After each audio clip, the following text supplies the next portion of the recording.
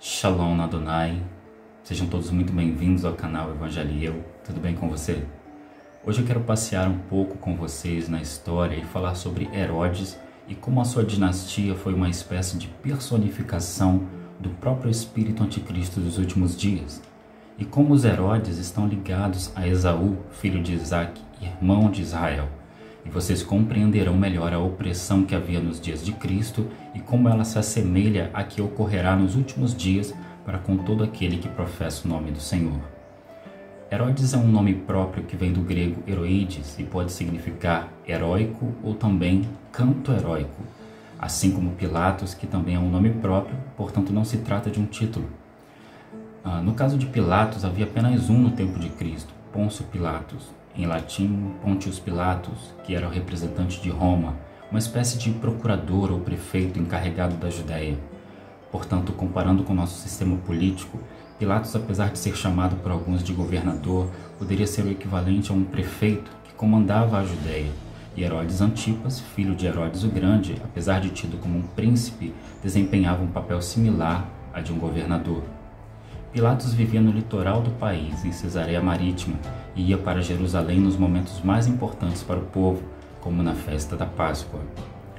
Mas no caso de Herodes, apesar de não ser um título, era um nome com um certo significado que caía bem para as autoridades, que trazia um certo ar de respeito, soberania e nobreza. De fato, na Judéia, no período da dominação romana, no tempo de Cristo, muitos soberanos romanos usaram o nome Herodes, dentre os quais o precursor e talvez mais importante citado de tal tradição, Herodes o Grande, que morreu quando Jesus era criança e que, inclusive, ao saber da notícia de que o rei dos judeus havia nascido, iniciou uma perseguição ao Mashiach, mandando matar todos os meninos abaixo de 2 anos e cumprindo a profecia de Jeremias. Vamos ver o que aconteceu? Em Mateus capítulo 2, versos 1 ao 18, está dito: E tendo nascido Jesus em Belém da Judéia, no tempo do rei Herodes, eis que uns magos, a melhor tradução aqui seria sábios, vieram do Oriente a Jerusalém, dizendo: Onde está aquele que é nascido rei dos judeus? Porque vimos a sua estrela no Oriente e viemos a adorá-lo. E o rei Herodes, aqui no caso Herodes o Grande, ouvindo isto, perturbou-se e toda Jerusalém com ele. E congregados todos os príncipes dos sacerdotes e os escribas do povo, perguntou-lhes onde havia de nascer o Cristo. E eles lhe disseram: Em Belém da Judéia, porque assim está escrito pelo profeta: E tu, Belém, terra de Judá, de modo nenhum és a menor entre as capitais de Judá, porque de ti sairá o guia que há de apacentar o meu povo Israel. Então Herodes, chamando secretamente os sábios, inquiriu exatamente deles acerca do tempo em que a estrela lhes aparecera. E enviando-os a Belém, disse: Ide e perguntai diligentemente pelo menino, e quando o achardes, participai-mo, para que também eu vá e o adore. E tendo eles ouvido o rei, partiram, e eis que a estrela que tinham visto no Oriente ia adiante deles, até que, chegando, se deteve sobre o lugar onde estava o menino. E vendo eles a estrela, regozijaram-se muito com grande alegria, e entrando na casa, acharam o menino com Maria sua mãe, e prostrando-se, o adoraram. E abrindo seus tesouros, ofereceram-lhe dádivas, ouro, incenso e mirra. E sendo por divina revelação avisados num sonho, para que não voltassem para junto de Herodes, partiram para sua terra por outro caminho. E tendo ele se retirado, eis que o anjo do Senhor apareceu a José num sonho, dizendo: Levanta-te e toma o menino e sua mãe, e foge para o Egito.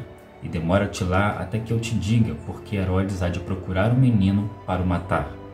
E levantando-se ele, tomou o menino e sua mãe de noite e foi para o Egito. E esteve lá até a morte de Herodes, para que se cumprisse o que foi dito da parte do Senhor pelo profeta, que diz: Do Egito chamei o meu filho. E então Herodes, vendo que tinha sido iludido pelos sábios, irritou-se muito e mandou matar todos os meninos que havia em Belém e em todos os seus contornos, de 2 anos para baixo, segundo o tempo que diligentemente inquirira dos sábios. Então se cumpriu o que foi dito pelo profeta Jeremias, que diz: Em Ramá se ouviu uma voz, lamentação, choro e grande pranto, Raquel chorando os seus filhos, e não quer ser consolada, porque já não existem. Portanto, depois da morte de Herodes o Grande, aquele que tão logo Jesus veio ao mundo o perseguiu para o matar, surge então Herodes Antipas, ou apenas Antipas, nascido em 20 a.C. e morto depois de 39 d.C. Herodes Antipas foi um dos filhos de Herodes o Grande com uma de suas esposas, a samaritana Maltácia. Ele foi tetrarca da Galileia e da Pérea. Herodes Antipas era idumeu. Os idumeus ou edomitas, descendentes de Esaú, ocupavam originalmente a área situada entre o Mar Morto e o Golfo de Acaba. Foram judaizados sobretudo no período de João Hircano, e mesmo sendo gentios, eram conhecedores e obrigados aos usos e costumes religiosos judaicos. Na morte de Herodes o Grande, seu reino foi dividido entre seus filhos. O termo tetrarca, atribuído ao seu filho Herodes Antipas, portanto, significa líder da quarta parte. Esse Herodes era conhecido como Herodes Antipas, que é a forma reduzida de Antípatro. Ele controlou a Galileia e a Pérea. Isto significa que muito do ministério de Jesus foi no território desse governador idumeu da segunda geração. Herodes Antipas é mais conhecido através dos relatos do Novo Testamento por seu papel nos eventos que levaram às execuções de João Batista e do próprio Senhor Jesus. Ele era um príncipe frívolo, ou seja, ele não se ocupava do que realmente importava e foi acusado de vários crimes. Mandou decapitar João Batista pelo simples pedido concedido a Salomé depois de uma dança sensual que foi instigada por sua mãe Herodias, que havia sido esposa de seu meio-irmão Herodes Filipe e que agora era sua mulher. Herodias, agora mulher de Herodes Antipas, era a filha do irmão dele, Aristóbulo, que foi executado ao mando de seu pai Herodes o Grande, aquele que perseguiu Cristo ao nascer. Ou seja, Herodias era sobrinha de Herodes Antipas e agora se tornara sua mulher. Ela tinha sido casada anteriormente com Filipe, o meio-irmão de Herodes Antipas. Por aí dá para você imaginar a promiscuidade que vinha de Roma naqueles dias, embora eles não fossem romanos, mas edomitas, descendentes de Esaú. Herodias teve, na ocasião de seu casamento anterior, uma filha com Filipe, Salomé. Na visita de Herodes Antipas a Roma, eles se encontraram e foi este seduzido por Herodias.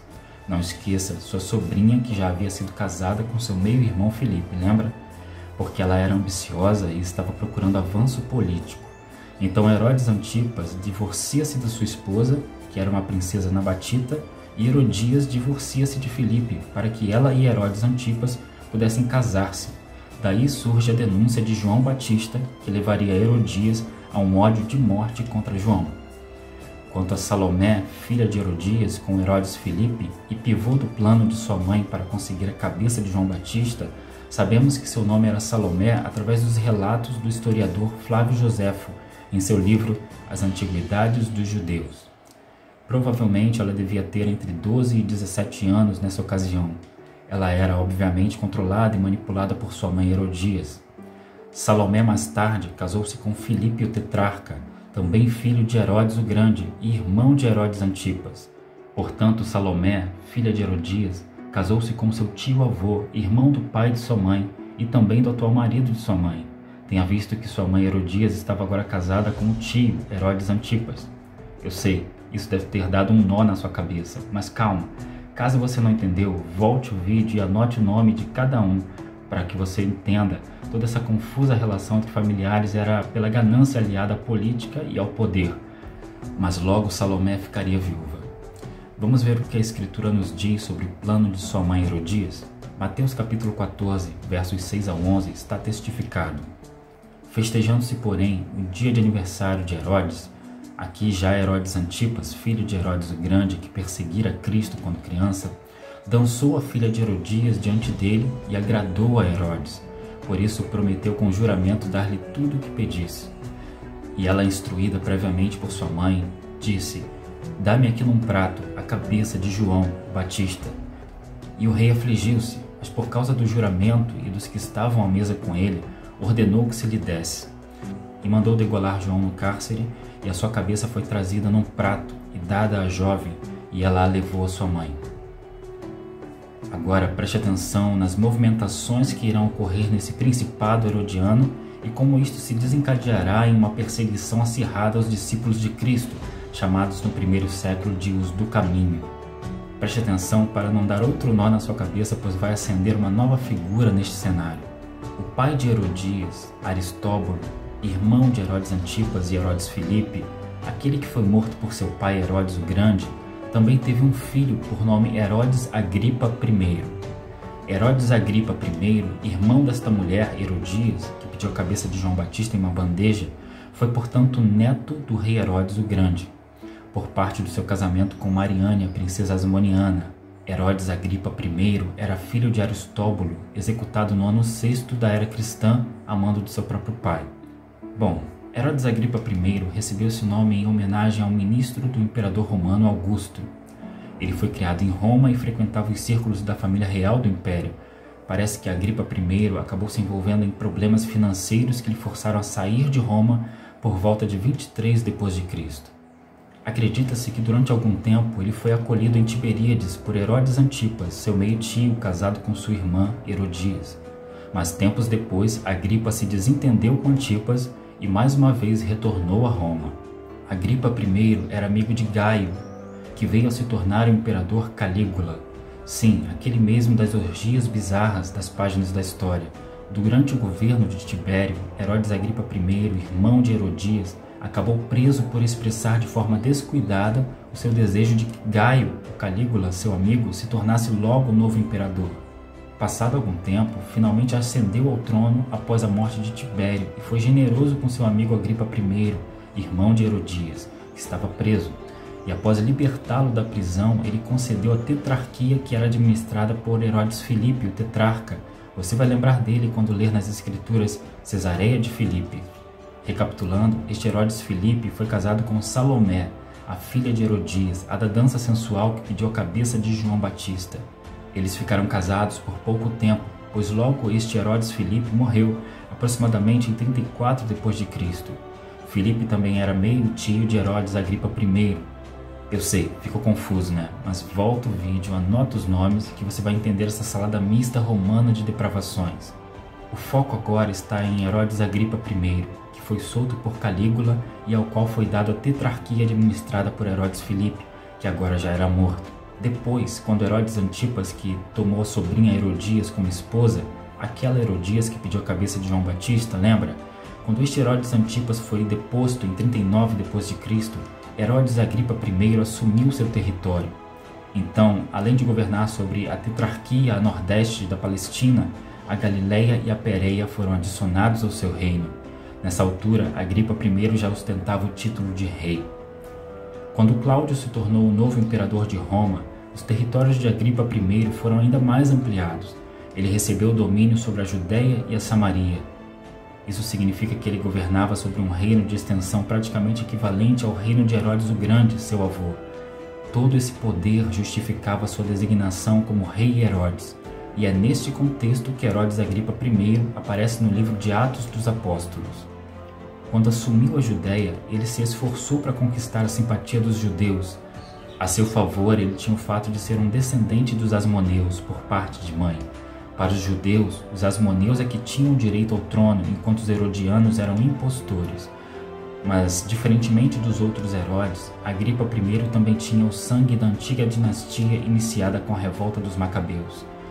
Por tudo isso, ele aparentava ser comprometido com os costumes judaicos. Acredita-se que foi ele que chegou a interceder para que o imperador romano não colocasse uma estátua sua em Jerusalém, com o propósito de receber honras divinas. O que, olhando aqui do futuro, podemos concluir que foi mais uma falsa modéstia irônica, pela soberba que aconteceria tão em breve. Contudo, embora ele era aclamado pelos judeus, Herodes Agripa I odiava os discípulos de Cristo. Acredito que se você perguntasse a ele por que, ele iria responder à semelhança de Hitler em relação aos judeus na Segunda Guerra Mundial. Vinha de dentro dessa personificação do espírito anticristo. Em Atos 12, lemos sobre a forma com que Herodes Agripa I perseguiu a igreja primitiva. Essa perseguição foi viabilizada principalmente por causa do apoio que ele contava por parte dos próprios judeus que o aclamavam. Então podemos entender que também os judeus pressionavam para que estes chamados, os do caminho, discípulos de Cristo, fossem extirpados. Imagine que, se o Senhor veio para os seus e os seus não o receberam, o que aconteceria com aqueles que em seu nome foram enviados? Foi, portanto, durante o reinado de Herodes Agripa que ocorreu o primeiro martírio dentro do colégio apostólico. Agripa mandou matar à espada o apóstolo Tiago, irmão de João. ele também mandou prender o apóstolo Pedro, que mais tarde foi libertado da prisão de forma sobrenatural pelo anjo do Senhor. Vamos ver isso?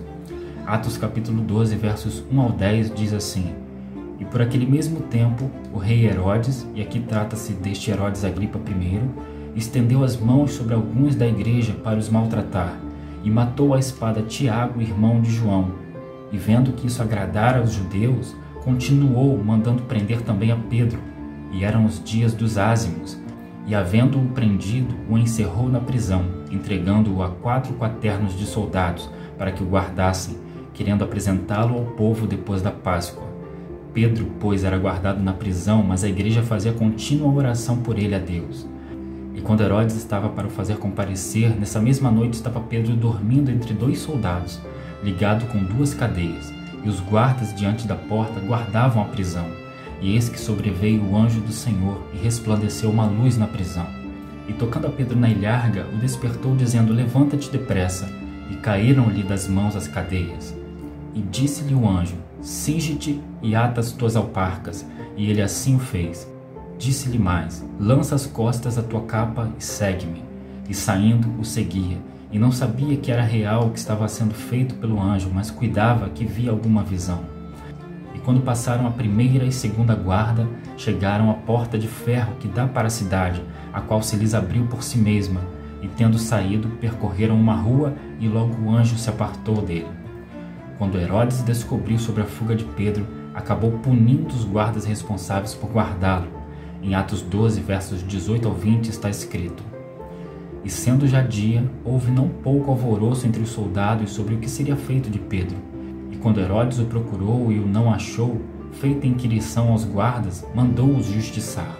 E partindo da Judeia para Cesareia, ficou ali.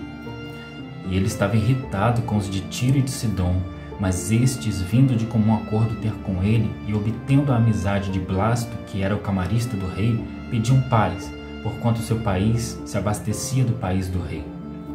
Nos dias de Herodes Agripa, os cristãos foram maltratados, mas eles perseveraram em oração, e o evangelho crescia e se multiplicava. O que se seguiu foi o relato da morte de Herodes Agripa I, que é um dos mais conhecidos entre os cristãos. A Escritura diz que depois da fuga de Pedro, em certo dia, Herodes Agripa I estava vestido de vestes reais, assentado em seu trono, enquanto falava ao povo que o aclamava. Então seus súditos começaram a clamar: é voz de um Deus e não de homem. Vamos ler? Conclusão do capítulo de Atos 12, nos versos 21 ao 23. E num dia designado, vestindo Herodes as vestes reais, estava assentado no tribunal e lhes fez uma prática. E o povo exclamava: voz de Deus e não de homem. E no mesmo instante feriu o anjo do Senhor, porque não deu glória a Deus, e comido de bichos, expirou. O fato de que no mesmo instante em que ele se ensoberbeceu, tenha sido ferido pelo anjo do Senhor, porque não glorificou a Deus, e tenha expirado comido de bichos, o termo no mesmo instante pode se referir a uma morte instantânea ou ao fato dele ter adquirido a enfermidade naquele instante, o que mais parece coerente com o relato do historiador Flávio Josefo, que registrou este acontecimento dizendo que Herodes Agripa sentiu subitamente fortes dores abdominais. Essas dores acabaram por se tornar insuportáveis. O rei morreu esgotado depois de 5 dias de terrível sofrimento. Sua morte é datada de 44 d.C. Ele era pai de Agripa II, de Berenice, mencionada em Atos 25:13, e Drusila, esposa do procurador Félix, em Atos 24, verso 24. Agora surge no cenário Herodes Agripa II, que era filho de Herodes Agripa I, morto comido por bichos de dentro para fora, por aceitar a adoração do povo escolhido por Deus, os judeus, como sendo ele o próprio Deus. Na ocasião da morte de seu pai, Agripa II foi considerado muito jovem para assumir o reino. Então o imperador romano instituiu um representante seu para governar os judeus. Entretanto, tempos depois, ele recebeu de Cláudio a oportunidade de governar. Primeiro, Herodes Agripa II assumiu o governo de regiões menores. Mais tarde, ele foi sendo introduzido por Cláudio nos assuntos judaicos e acabou recebendo territórios ao norte e nordeste da Palestina. Posteriormente, já no governo de Nero, ele teve seu domínio expandido. Foram anexados ao seu reino territórios próximos ao mar da Galileia e na região sul da Pérea. Ele fez de Cesareia de Filipe sua capital, mas mudou o nome da cidade para Neronias, em homenagem a Nero. Agripa II possuía importantes amizades entre os pagãos gregos, enquanto ele tentava manter bons relacionamentos com os judeus, dando importância aos rituais judaicos. Este é o rei Agripa diante de quem o apóstolo Paulo fez a sua defesa no livro de Atos dos Apóstolos, capítulo 25, versos 13 ao 29. Depois de entrevistar o apóstolo Paulo, o rei Agripa II disse que Paulo estava tentando persuadi-lo a ser cristão, Atos 26, 28. Embora se traduza cristão no texto, acredito que a expressão melhor aqui para natseri seria do Nazareno, ou algo similar. Ele estava sendo persuadido a ser do Nazareno, ou seja, de Cristo, dos do caminho. Por fim, o rei Agripa admitiu que não havia motivos para o apóstolo Paulo ser mantido preso, mas como Paulo tinha apelado para César, ele não poderia ser solto antes de ser julgado em Roma. Tudo isso fazia parte dos propósitos de Deus para a expansão do Evangelho. Quando o sentimento nacionalista cresceu entre os judeus, Agripa se esforçou na tentativa de refrear uma revolta contra Roma, porém ele não foi capaz de acalmar os ânimos, e a revolta foi inevitável, culminando na queda de Jerusalém em 70 d.C. pelo general Tito, que viria depois a se tornar imperador romano, e do qual o que se restou do templo foi apenas o Muro das Lamentações, que permanece até o dia de hoje. Vale lembrar que a dinastia herodiana era de descendência edomita, vinda de Esaú, irmão de Jacó. Contudo, Agripa se manteve fiel a Roma e não a seus irmãos judeus, que tanto o aclamavam. E seus exércitos lutaram ao lado dos romanos contra os judeus. Agripa II também contribuiu com a obra de Flávio Joséfo, enviando-lhes relatos sobre o conflito. Não há informações detalhadas sobre o fim de sua vida, mas acredita-se que ele viveu até o final do primeiro século. Ele foi o último representante da dinastia de Herodes. Lembremos que os judeus rejeitaram o Messias e aclamavam a dinastia edomita herodiana, a qual perseguiu e martirizou os discípulos de Cristo, demonstrando claramente este espírito anticristo. Por fim, os judeus que o apoiavam foram por estes traídos, pois esta dinastia estava aliada a Roma e não estava disposta a abrir mão do seu prato de lentilha pelos seus parentes descendentes de Isaque e Abraão, demonstrando também que tal perdão de Esaú a Jacó não havia sido completamente selado, tenha visto que seus descendentes não honraram tal perdão. Mas este ocorrido pela dinastia herodiana não era o primeiro, tenha visto que quando a nação de Judá foi invadida e conquistada pela Babilônia, Edom não só não a ajudou, como ajudou o inimigo a saquear o reino do sul, entregando os israelitas em suas mãos. Deus condenou os edomitas pela arrogância e pela traição, portanto seriam julgados pela sua desumanidade para com Israel, conforme profetiza o profeta Obadias. Obadias prega, além do julgamento de Edom, o julgamento universal e a restauração da nação escolhida.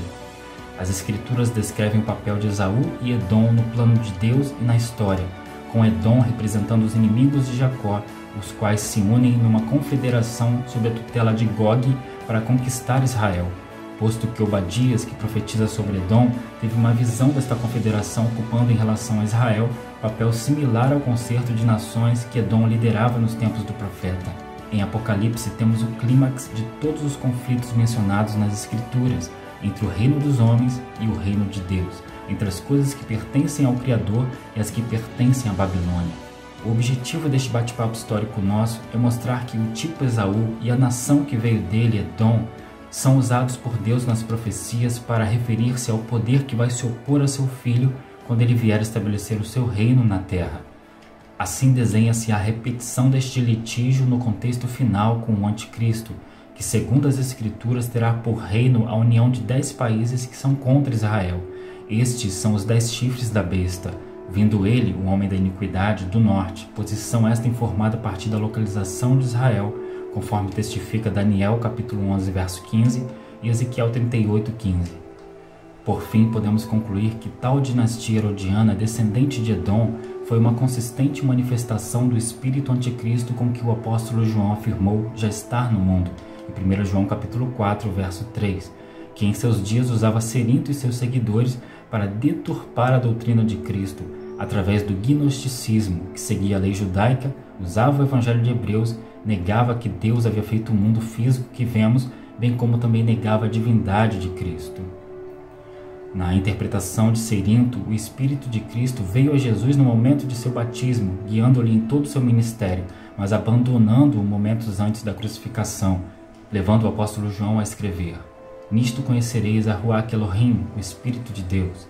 Todo espírito que confessa que Yeshua HaMashiach, Jesus Cristo, veio em carne, é de Elohim, de Deus. E todo espírito que não confessa Yeshua não é de Elohim, mas é o espírito do anti-Messias ou anticristo, a respeito do qual tendes ouvido que havia de vir e agora já está no mundo.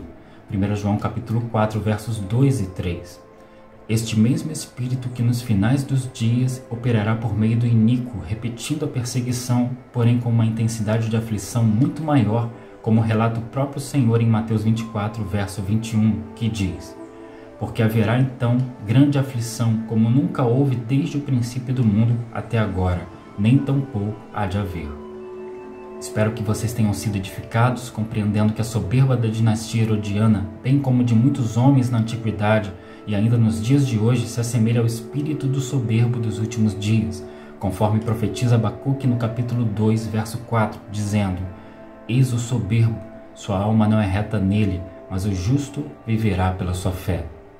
Portanto, sejamos sóbrios, remindo o tempo e adquirindo fé, vivendo-a por meio da palavra, porque assim viverão os justos na presença do Senhor, guardados no tempo da angústia. E todo aquele que compreende isto santifica-se desde já, para que seja achado digno diante do verdadeiro e eterno Rei. Muito obrigado pela sua companhia e nos vemos no próximo devocional. Shalom Adonai.